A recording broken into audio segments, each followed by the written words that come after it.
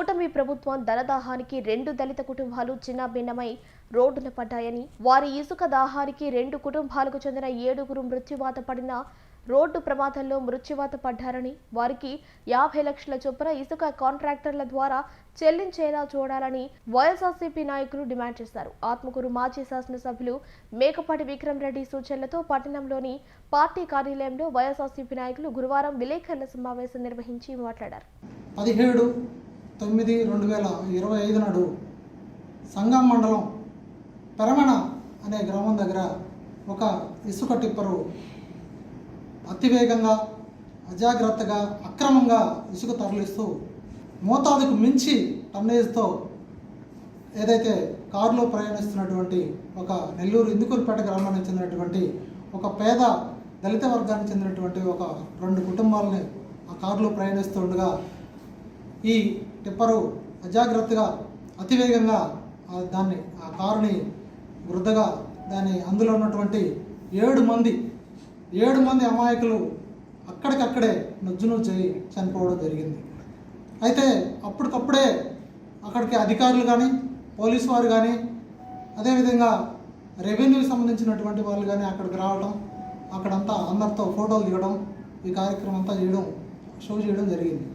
ముఖ్యంగా ఆ డ్రైవర్ని కూడా తీసుకొని పోయి అతను నిర్లక్ష్యంగా లారీ నడిపాడని చెప్పి ఒక కేసు నమోదు చేసి అతను పోలీస్ స్టేషన్లో కూర్చోబెట్టినారని చెప్పి మాకు వచ్చినటువంటి సమాచారం. అయితే అధికారంలోకి వచ్చిన తర్వాత నుంచి ఇప్పటికీ దాదాపుగా 1.5 సంవత్సరం కాలంలో ఈ ఆత్మకూరు నియోజకవర్గంలో 3 రీచ్లు ఇసుక సంబంధించినటువంటి ఉచిత ఇసుక రీచ్లు అని చెప్పి 3 రీచ్లు అని చెప్తున్నారు. 1 సంఘం, 2 అపారపాలెం దగ్గర, 3వది అనంతసాగర్ మండలం పడమటి కమ్మంపాడు. ఈ 3 దగ్గర ఇసుక డంపింగ్ జరుగుతూ ఉంది.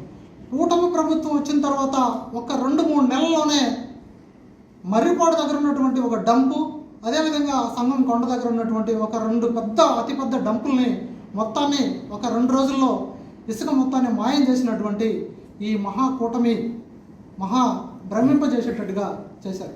మాయమైపోయింది. ఎక్కడుంది, ఎందుకు ఏ రకంగా ఎవరు దీన్ని దొంగిలించారనే దాని గురించి ఇక్కడ ఎవరు పట్టించుకోరు.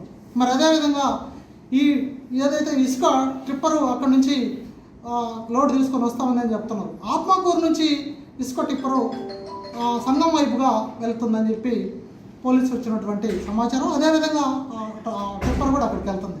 అయితే సంగం కొండ కిందనే ఒక పెద్ద డంప్ యార్డ్ ఉంది. సంగంలో ఇసుక రీచ్ ఉంది. సంగం పక్కనే కొండ కింద ఒక పెద్ద డంపింగ్ యార్డ్ ఉంది. ఇసుక అక్కడ పెట్టుకొని ఆత్మకూరు నుంచి ఇసుక తరలించడం అంటే ఇక్కడ ఎవరు కూడా అర్థం కానటువంటి విషయం. ఇది ప్రతి ఒక్కరు కూడా గుర్తుపెట్టుకోవాలి. అసలు ఈ ఇసుక ట్రిప్పర్ ఎక్కడి నుంచి లోడ్ చేసుకొని వస్తుంది? ఆ లోడ్ చేసుకొని వచ్చినటువంటి ఇసుకకి డంపింగ్ యార్డ్ ఎక్కడైతే రీచ్ ఉందో దానికి సంబంధించినటువంటి పర్మిషన్ ఉందా? లేకపోతే ఆ పర్మిషన్ లేకుండా ఒకవేళ ఎక్కడి నుంచి తీసుకొని వస్తున్నారో దానికి సంబంధించినటువంటి రసీదులు కానీ, అక్కడ ఒకవేళ నిజంగా ఇసుక రీచ్లో తీసుకొని వస్తుంటే దానికి సంబంధించిన సీసీ ఫుటేజీలు కానీ ఈ మొత్తం కూడా ఉన్నాయా అని చెప్పి ప్రశ్నార్థకంగా ఉంది. ఎందుకంటే సంఘం పక్కనే ఇసుక రీచ్ పెట్టుకొని ఆత్మకూరు నుంచి ఇసుక సంఘానికి తీసుకొని పోవడంలో ఏం మతలబు ఉందో ఈ అధికార పార్టీ నాయకులు చెప్పాల్సినటువంటి అవసరం ఉంది. అదేవిధంగా నిత్యం రాత్రి కావచ్చు, పగలు కావచ్చు, అర్ధరాత్రులు కావచ్చు ఈ ఆత్మకూరు నుంచి కొన్ని వేల సంఖ్యలో టిప్పర్లు అక్రమంగా ఇసుక తరలించుకోబోతున్నాయి. ఏదైతే అధికారులు ఉన్నారో రెవెన్యూ వాళ్ళు కావచ్చు, మైనింగ్ వాళ్ళు కావచ్చు, ఎక్సైజ్ వాళ్ళు కావచ్చు, అదేవిధంగా పోలీసు వాళ్ళ శాఖ వాళ్ళు కావచ్చు, వీరందరూ కూడా మామూలు మత్తులో తూలుతూ ఈ యొక్క దుర్మార్గాలు దౌర్జన్యాలు జరుగుతూ ఉన్నా కూడా నెమ్మక నీరెత్తినట్టుగా ఉండడం చాలా దుర్మార్గం. ఆత్మకూరులో ఇదే కాదు, ఇంకా చాలా ఈ రకమైనటువంటి ఈ టిప్పర్లు, అనధికారిక టిప్పర్లు దౌర్జన్యంగా రాత్రి పగలు తేడా లేకుండా అతివేగంగా అజాగ్రత్తగా నడుపుతూ ఉన్నా కూడా సామాజిక కార్యకర్తలు కావచ్చు, అదేవిధంగా వైఎస్ఆర్సీపీకి సంబంధించినటువంటి నాయకులు కావచ్చు, ఎన్నిసార్లు అధికారులకు తెలియజేసినా వారు మాత్రం ఎలాంటి చర్య తీసుకోరు. అదేవిధంగా మీరు చూస్తున్నారు, ఈ అక్రమ దందా ఇసుకే కాకుండా అర్ధరాత్రులు ఇసుక కాకుండా మట్టి దందా కూడా జరుగుతూ ఉంది ఈ ఆత్మకూరులో. అనాధికారిక లేఅవుట్లకి ఎలాంటి పర్మిషన్ లేకుండా, ఎలాంటి అనుమతులు లేకుండా ఈ దందా రాత్రి పగలు ఎక్కడ చూసినా కూడా ఈ ట్రిప్పర్లు అధిక లోడుతో తీసుకొని పోతూ నిత్యం ప్రతిరోజు 100 నుంచి 200 టిప్పర్లు ఇసుక మట్టి కానీ ఇసుక కానీ తోలుతూ ఆత్మకూరు చుట్టుపక్కల కనిపిస్తూ ఉన్నాయి. కానీ ఈ అధికారులకి ఇవేమీ పట్టవు, ఈ అధికార పార్టీ నాయకులకి ఇవేమీ కూడా పట్టవు. వారి మాత్రం అధికారులు మాత్రం అంటే కూటమి ప్రభుత్వ నాయకులు చెప్పినట్టుగా నిమ్మక నిరుత్తిగా ఉంటున్నారు.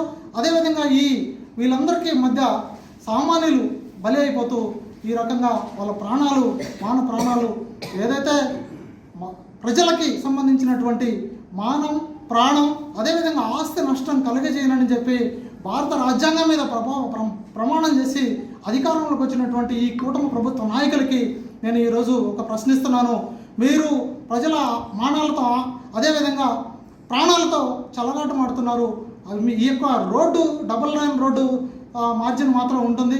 ట్రిప్పర్లు విపరీతంగా అనధికారికంగా అధిక లోడుతో ఎలాంటి పర్మిషన్ లేకుండా విచ్చలవిడిగా జరుగుతున్నా కూడా కళ్ళు మూసుకొని చూస్తున్నటువంటి కూటమి ప్రభుత్వ నాయకులు ఇప్పటికైనా కళ్ళు తెరిచి అనాధికారికంగా జరుగుతున్నటువంటి ఈ ఇసుక దందాన్ని ఆపాలి. అదేవిధంగా ఆత్మకూరులో అక్రమంగా అనాధికారిక లేఅవుట్లకి రాత్రి పగలు తోలుతున్నటువంటి ఈ మట్టి కూడా ఈ దందా జరుగుతూ ఉంది. వీటి మీద కూడా అధికారులు ఉన్నతాధికారులు దృష్టి పెట్టి ఈ చర్యలు తీసుకోవాల్సిందిగా ఈ సందర్భంగా మేము డిమాండ్ చేస్తున్నాం. మరి అదేవిధంగా ఎవరైతే బాధిత కుటుంబాలు ఉన్నారో వాళ్ళు నిరుపేద దళిత కుటుంబానికి చెందినటువంటి పేదవారు.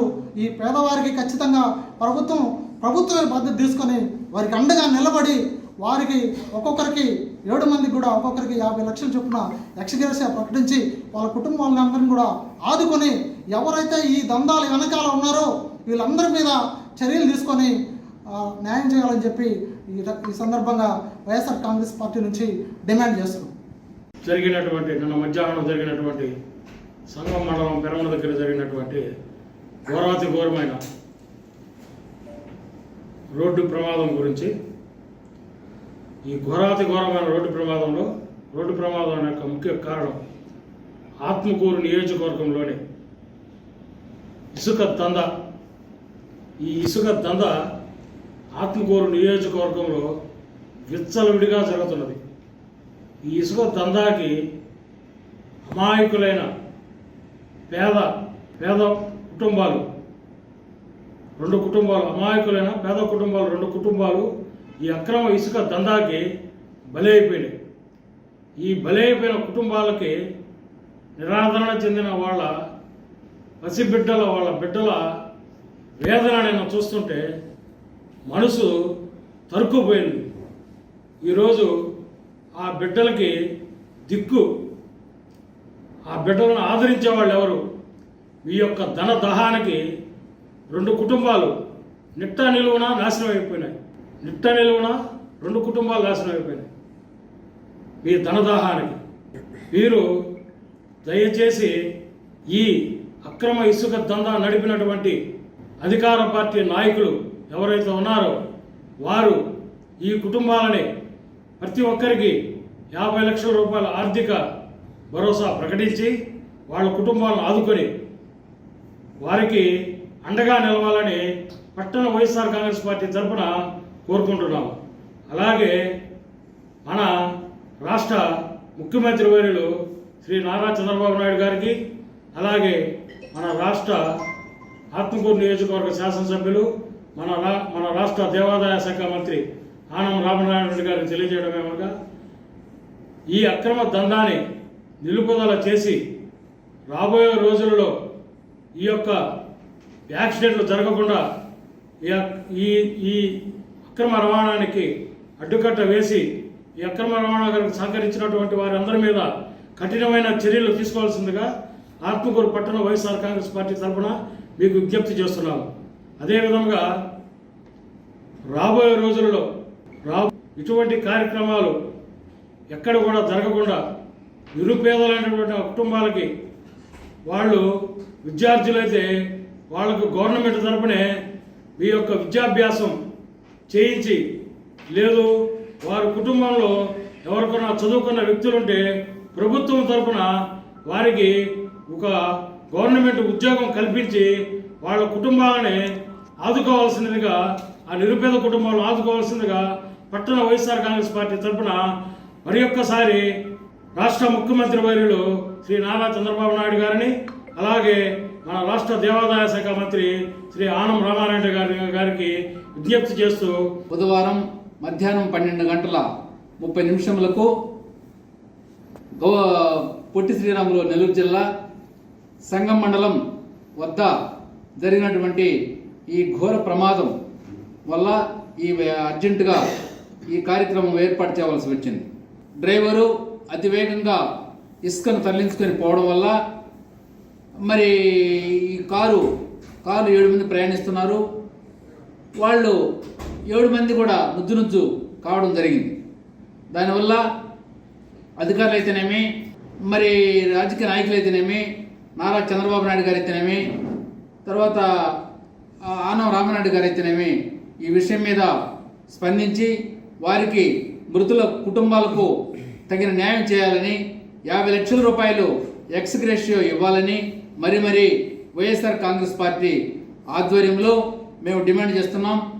తర్వాత ఈ కార్యక్రమం జరగకుండా ఉంటే మేము రాష్ట్ర వ్యాప్తంగా ధర్నా చేయడానికి సిద్ధంగా ఉన్నామని తెలియజేసుకుంటూ, ప్రధానంగా ఈరోజు పత్రికా విలేకరుల సమావేశం ఎందుకు నిర్వర్తించాల్సి వచ్చిందంటే, నిన్నటి రోజున అంటే 17వ తేదీన మధ్యాహ్నం రమారమి 12 గంటలు ప్రాంతాన సోదరులారా పడమటి ఖమ్మంపాడు, పెరుమళ్ళపాడు, అప్పారావుపాలెం అనధికార ఇసుక రీచ్ల నుంచి ఇసుక మాఫియా, ఇసుక దంద కొనసాగుతూ ఉంది సోదరులారా.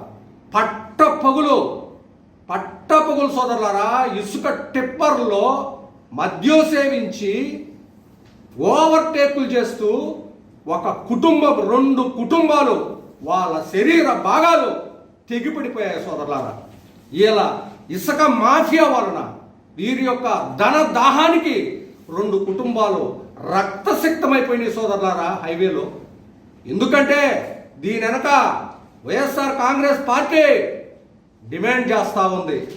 ఎందుకంటే ఇసుక మాఫియాకి సహకరించేటువంటి బాస్ ఎవరు, బిగ్ బాస్ ఎవరు? ఇసుక రీచ్లో అక్టోబర్ 15వ తేదీ దాకా లేవు కదా. ఎక్కడి నుంచి వస్తున్నాయి ఇవి? ఈ ఇసుకని ఎక్కడ డంప్ చేస్తున్నారు? డంప్ చేసేటువంటి వాళ్ళు ఎవరు? వాళ్ళ మీద కేసులు కట్టండి. ప్రధానంగా ఎస్పీ గారికి, అమ్మా ఈరోజు హైవే మీద దళిత కుటుంబాలమ్మా, 2 దళిత కుటుంబాలు, నిరుపేద కుటుంబాలమ్మా, వారి శరీర భాగాలు తెగబడిపోయినాయమ్మా, రక్తసిక్తమైపోయిందమ్మా, వారి శరీర భాగాలమ్మా మాంసపు ముద్దలుగా హైవే అంతా దడిసిపోయిందమ్మా. దీని అనుకుండేటువంటి దోషులు ఎవరో, దుర్మార్గులు ఎవరో వారి మీద కేసులు కట్టడమ్మా. ఎవరినో అనామకులను తీసుకొని వచ్చి ఆడ కూర్చొని పెట్టి ఉత్తగా ఏదో విధంగా వాళ్ళ మీద ఎఫ్ఐఆర్ కట్టే కాదమ్మా. నిజమైనటువంటి దుర్మార్గులు ఎవరో వాళ్ళని చట్టం ముందు నిలబెట్టండి అని చెప్పేసి కూడా వైఎస్ఆర్ కాంగ్రెస్ పార్టీ ఈరోజు డిమాండ్ చేస్తూ ఉంది.